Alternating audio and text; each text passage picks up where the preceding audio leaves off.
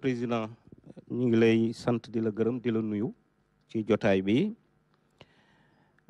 di addu rek ci mbirum opposant bi ñuy wax Bougane Gueye Dany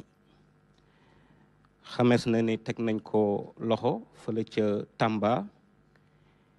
ci joote goo xam ne amoon na ko ak gendarme yi laata mars 2024 yow ak sa njaboot ci wàllu politique daan ngeen naxarlu yi ni mel ba jàpp ni sax jëf yooye dëppoowul woon ak réew moo xam ne tegu na ci démocratie wala ci république bu normal laaj bi mooy ndax mbirum Bougane Gueye Dany jàpp nga ni deltu ginnaaw la ci wàllu démocratie ci sa ndorteelu magistère ci boppu réew mi jërëjëf. jërëjëf ci sama prestation de serment bi ma doon waat engagement bi ma jël ci sama discours mooy bu soobee yàlla su may joxe la ngi ci réew mi démocratie Sénégal li xew Bakel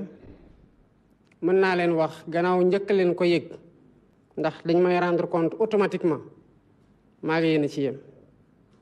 dafa am loo xamante ne nekkul ci sama loxo mooy sama kaaraange dafa am ñoo xamante ne seen responsabilité la am na loo xamante ne seen cër googu mënuma leen ko deflu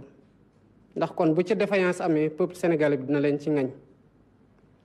fii Dakar chaque jour ma génn fi bu demoon ba saa yu may génn ku ñu ne taxawal ba président jàll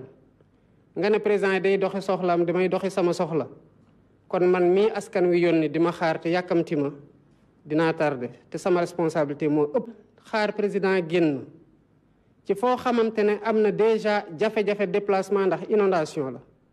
nga bëgg dem seeti jay sinistré yoo xamante ne maa ngi doon dem ci boor boobu kuñ ko wax wala dëgg yàlla war nga mën a xaarandi tuuti te maye loolu ba ñu dem lenn rek a ma metti mooy dem naa gis naa conditions yi nga xamante ne ci la ñi nekk ci région Kédougou ak Tambacounda di liggéey muy force de l'ordre muy armée bi muy askan wi jafe-jafe yu mu nekk waaye muy tamit administration territoriale bu mu tax acteurs politiques yi may doon woo nañu fàttaliku ne que dañu am responsabilité boo xamante ne exemplarité la war a nekk ci respecter charte yoo xamante ne buñ ci tonkulee jéeye mën na am musiba mën na am ku ne xam na fu président dem dëkk ji dina am ay mbedd yu ñu baare waaw bu ñu baaree ay mbedd am ndox moo xamante ne kenn mënatul doxee nu mu la neexee président nekk fa ay convois yu gudd dama ko yàlla baal ndax autorité régionale yëpp dañuy génn muy préfet muy sous préfet topp sama gannaaw ak ñeneen ñi ngay ñëw bëgg a dugg ak convoi bu gudd bu ñu la nee xaaral ba président génn li nga war a nangu la maintenant yoon a ngi def liggéeyam man ku ma andil kaamil ci saa su ne naa la mën a waatal ne que man du ma gàllankoor yoon ndax loolu laa waat ci kanamu Sénégalais yi saa ñu ma interpellé jox ma information que dara xew na ci wàllu yoon benn attitude laay am def leen seen liggéey donc ci loolu laa ci mën a yem en attendant présomption d'innocence la am yoon dina def liggéeyam yaakaar naa ne bu dee moom liñ koy jiiñ amul yoon dina ko bàyyi nu mu ko bàyyee woon bu mu ko woowee te bàyyi ko bu defee nag yoon mooy wax ne def na mooy xool tamit lan lay teg ci kawam waaye man ci sama bopp li ma koy ñaanal mooy ay jafe-jafem gaaw a jeex ba mu delluwaat ci njabootam